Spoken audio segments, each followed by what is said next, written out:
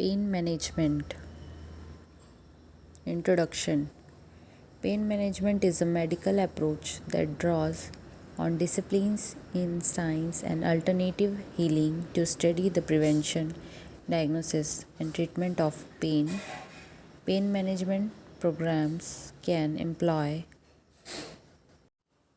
massage therapy, analgesic medications, physical therapy. Definition. According to Lippincott, the process of providing medical care that alleviates or reduces pain are known as pain management.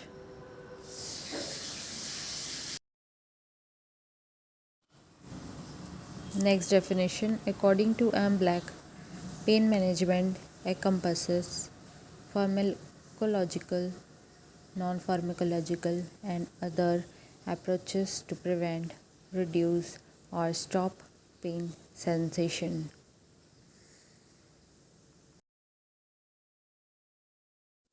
The types are as follow: pharmacological approaches, physiological, mind body therapies, anesthesiologist approaches, neurostimulatory approaches, rehabilitative approaches, surgical approaches, nutritional approaches.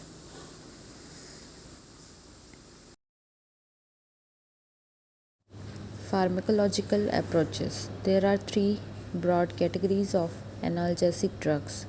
First is non-opioid analgesic. Second is adjuvant analgesics. And third is opioid analgesic.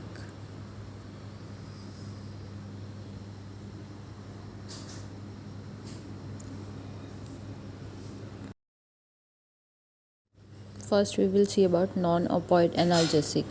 The non-opioid analgesics include acetaminophen, also called paracetamol, dipheroin, and the non-steroidal anti-inflammatory drugs are non-specific analgesics and can, because they are both analgesic and anti-inflammatory. However, they may be particularly useful for pain related to joint problems and other musculoskeletal disorders.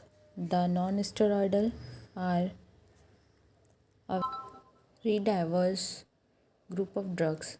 They all inhibit an enzyme called cyclooxygenase. It exists in many tissues, and inhibition of these enzymes reduce the amount of chemicals known as prostaglandins in these sites. Prostaglandins have many roles, including the production of inflammation, inhibition of cyclooxygenase by non-steroidal anti-inflammatory, therefore may reduce pain and inflammation. The non-steroidal anti-inflammatory that inhibits both cyclooxygenase 1 and cyclooxygenase 2 include salicylic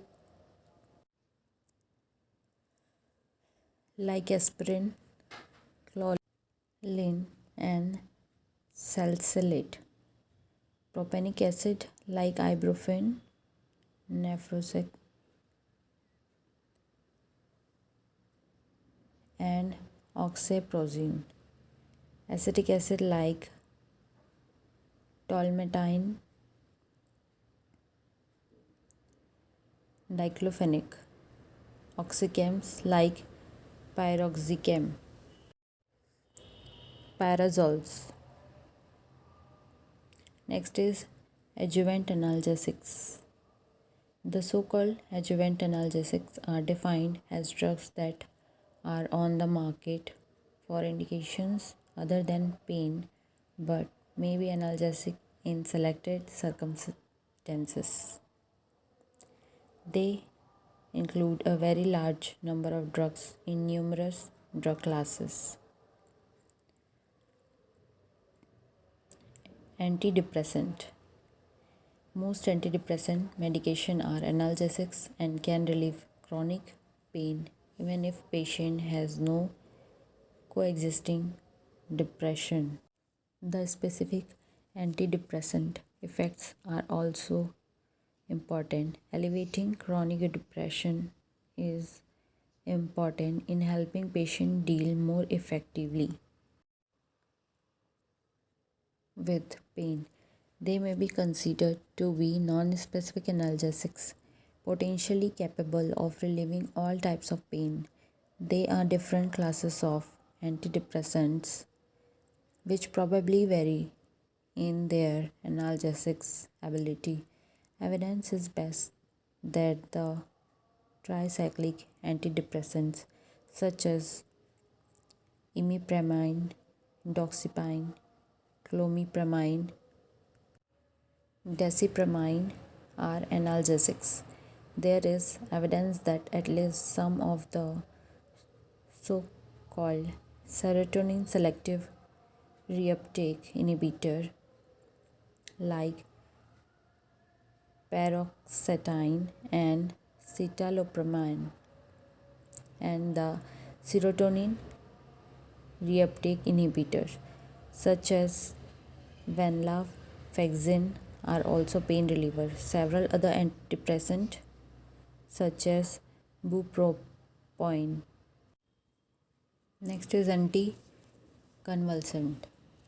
Many anticonvulsants have been proven to relieve neuropathic pain such as painful diabetic neuropathy, post-therapeutic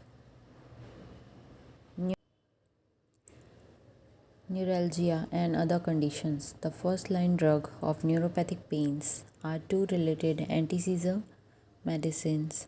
Individual patients may have great variability in their response to the different drugs. The most common side effects associated with these drugs are mental clouding and sleepiness. Other anti-seizure drugs are also may be useful as second line agent for neuropathic pain. This include phenytoin, valproate, clonazepam, topiramate. Some of these drugs such as valproate and topiramate are also used for headache. Individual patient may have great variability in their response to the different drug.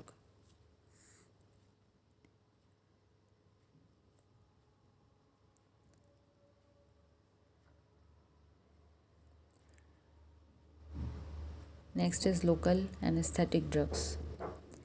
When injected close to a nerve, a local anesthetic produces regional anesthesia, numbness in the distribution of the nerve.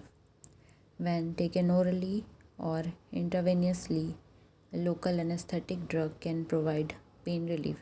These drugs are used to treat neuropathic pain. The oral agents include mexiletine, tokenide, and flecainide. Intravenous and subcutaneous infusion of lidocaine is used for the same purpose.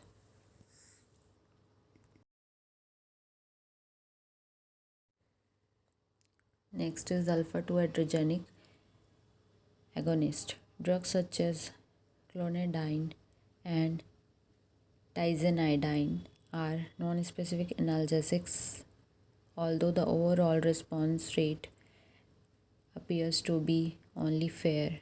Some patients clearly benefit. Potentially, any type of pain may be treated with these drugs.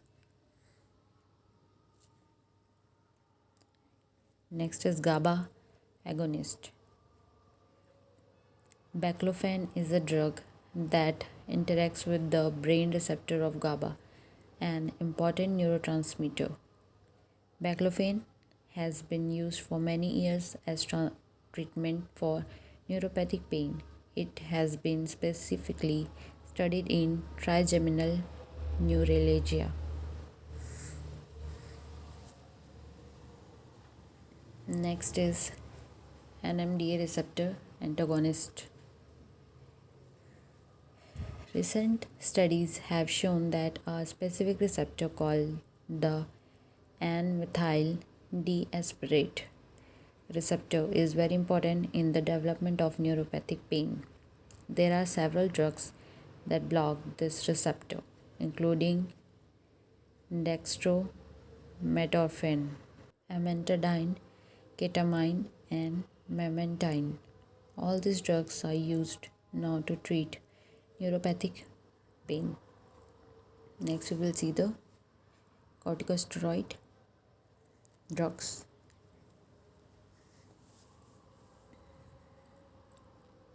Corticosteroid drugs such as prednisone, methylprednisolone, and dexamethasone have the same effect as hormones produced by the body adrenal gland. They are used to treat inflammatory diseases such as rheumatoid arthritis and are also used as adjuvant analgesic. In some conditions, because the adverse effect from these drugs worsen with the duration of treatment, physicians often try to use them temporarily. Some patients with challenging problems are given long-term therapy. Next is muscle relaxant. The so-called muscle relaxant drugs do not actually relax skeletal muscle but are on the market as pain reliever for musculoskeletal pain problems such as lumbar strain. These drugs include metazolam, carisoprodol, methocarbamol, and others. Topical agents. In some cases, drugs applied to the skin can be analgesic. Local anesthetic are commonly used in this way. Studies have shown that topical capsaicin, the active ingredient in chili pepper, appears to be able to relieve various types of pain, and other studies have suggested analgesic effect from topical antidepressant such as doxepin. Topical non-steroidal anti-inflammatory diseases are available in many countries and may be useful for musculoskeletal pain, and there is some early information suggesting that topical applied opioid drug may also be beneficial. Opioid analgesic. The most effective analgesic by far are the opioid analgesic. The opioid include all drugs that interact with opioid receptor in the nervous system. The receptor are site of action for the endorphins compound that already exist in the body and are chemically related to the opioid drugs that are prescribed for pain. The side effects associated with the opioid drug include the following: constipation. This is very common and is often a persistent problem. Nausea. This may occur at the start of therapy. It usually passes after a short time. Sleepiness, fatigue, dizziness, and mental clouding. These are common at the start of therapy and usually pass after a short while. Each urinary retention, dry mouth, sexual dysfunction.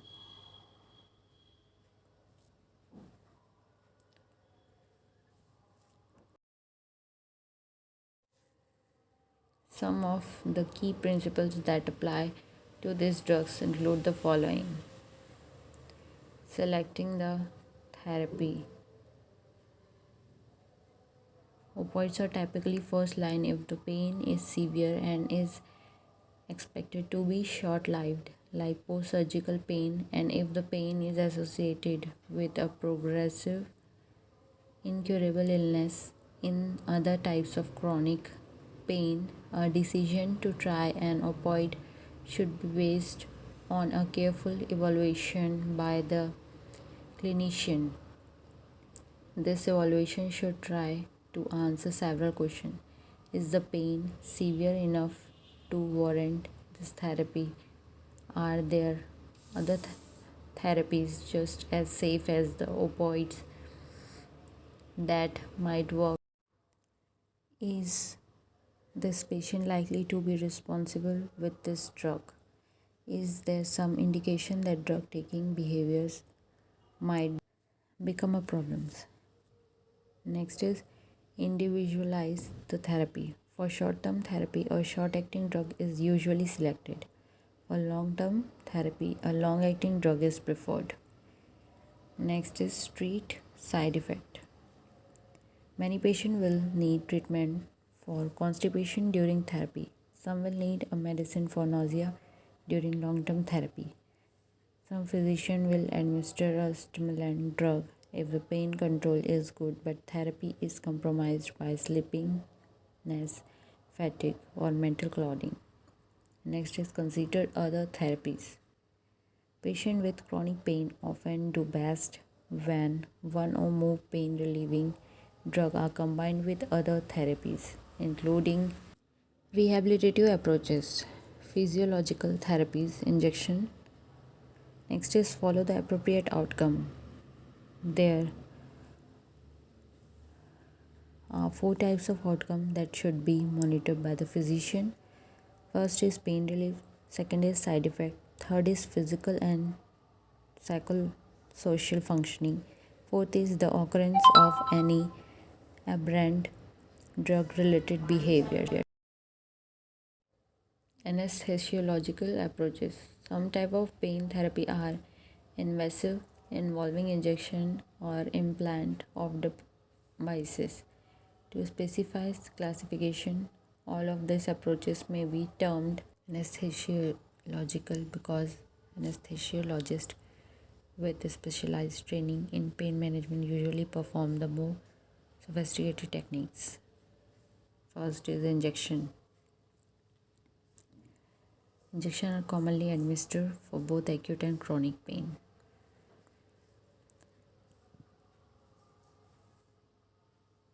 Second is nerve block. Nerve block can be diagnostic, prognostic, or therapeutic. They can target different types of nerves in diverse areas of the body. Although they can be done with caustic agent that damage nerve, they are usually done with local anesthetic. Spinal cord stimulation. Cord stimulation delivers a low voltage electrical current to the spinal cord. It requires implantation of a stimulator under the skin, which is connected to a wire that is placed inside the spine. It is used to treat a wide variety of more intractable chronic pain syndrome. Next is neuraxial infusion. Neuraxial infusion will involve the implantation of a device that is used to deliver drugs into the space surrounding the nerves in the spine. By delivering medication so close to the nervous system, effect can be achieved with very tiny doses. Neuraxial infusion is now well accepted by pain specialists and is usually tried when other more conservative therapy have not worked. There are numerous approaches to deliver the medication into the spine. Implantation into the body of a self-contained pump is preferred in the patient has chronic pain and is accepted to live for at least a period of month. A number of medication can be delivered in this way. The ones Used most commonly include morphine and other opioids, local anesthetic such as bupivacaine, clonidine, and baclofen.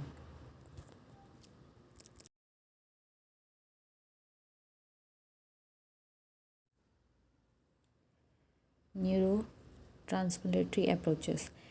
Another approach to pain relief is the stimulation of nerve pathway to reduce pain and facilitation motor function. The simplest form is called counter irritation, which is systematic rubbing of the painful part. Conventional pain therapies that enhance this effect with electrical stimulation of the nerves include transcutaneous electrical nerve stimulation, peripheral nerve stimulation, spinal cord stimulation, and brain stimulation. Transcutaneous electrical nerve stimulation, physiological mind body therapy, cognitive behavioral therapy, biofeedback, hypnosis, emergy, meditation, relaxation therapies, prayer. This also can be classified as rehabilitative approaches, physical therapy, exercise, thermal modalities.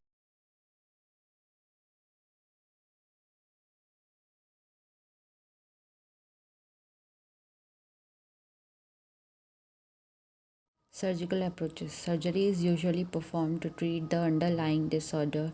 Rarely, a surgical procedure may be suggested as a primary treatment to relieve pain. This procedure involves specific lesions in the nervous system. They are usually considered only for highly selected patients. For example, a patient who has a painful neuroma developed after a nerve injury might be cured if the neuroma is removed.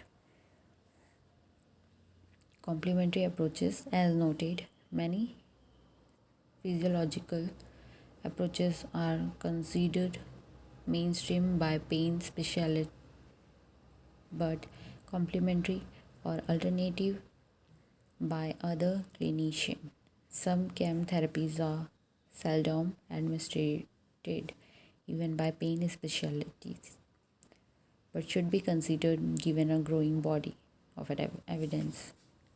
Acupuncture, herbal medicine, homeopathy, indigenous medical system, magnetic therapy, manual therapies, movement therapies, nutritional approaches.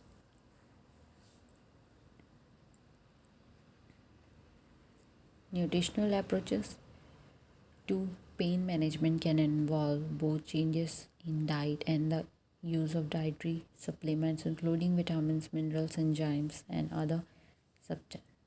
These strategies can be used to prevent pain such as migraine headache or promote the relief of pain and inflammation as part of comprehensive pain management strategy like herbal remedies.